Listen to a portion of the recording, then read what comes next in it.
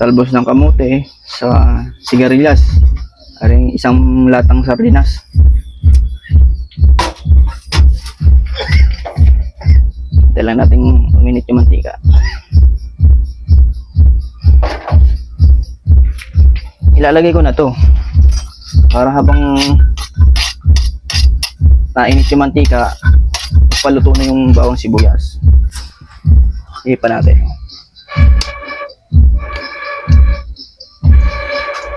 Yan. Ganito sa probinsya mga kalapnoy.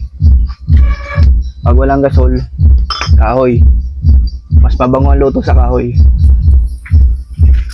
O, di ba? Yun, no? Ayun, susunod ko ay are. Gawa ng matigas to. Matagal-tagal maluto. Kumpara sa talbos ng kamote. Yan. Ito na yan. Ayun, no? Bango.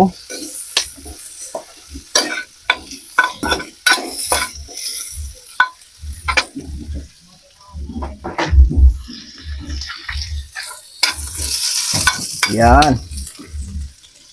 Ngayon, ilalagay ko naman ang sardinas.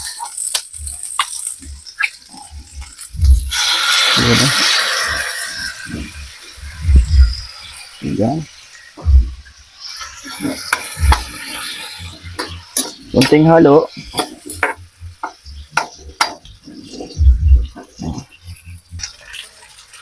Yan o. Yun. Dalawang ano lang makalap na eh. Oh. Ito lang ginagawa ko. Para sukat yung sabaw. Gusto ko yung ginisa may sabaw-sabaw. Ayaw ko ng iga-iga.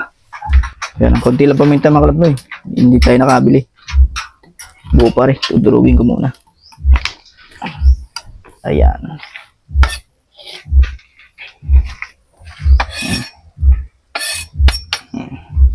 Lalagyan natin ng asin.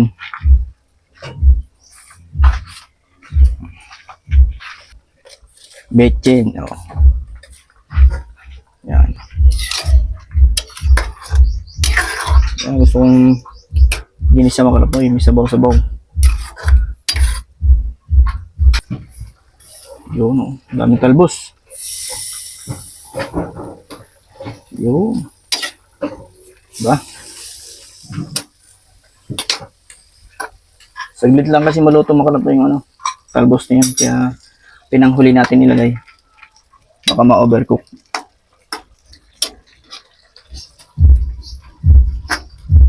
Wala tayong takip ng ano eh.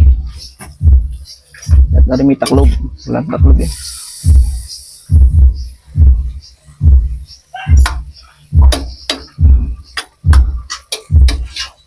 Yan.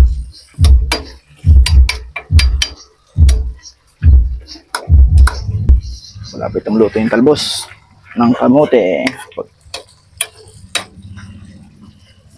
Yan. Kailangan hindi po overcook yung talbos ng kamote. Para hindi sakitan ng tayo ng tiyan. Sabi nila, pag overcook, nakasakit daw ng tiyan.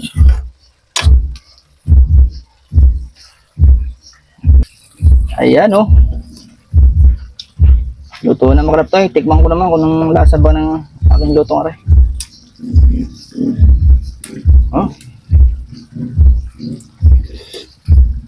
Ah, sarap ah. Ayos.